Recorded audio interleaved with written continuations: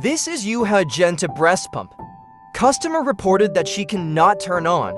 It has no power too.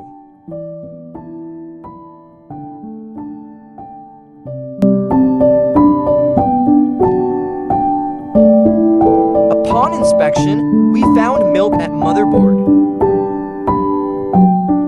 After cleaning, all milk residue have now been removed.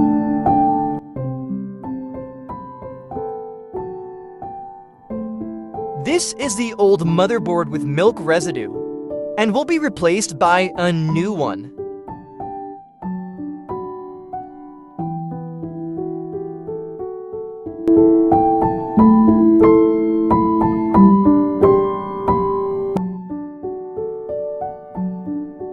The pump now turned on and we'll see the meter moves.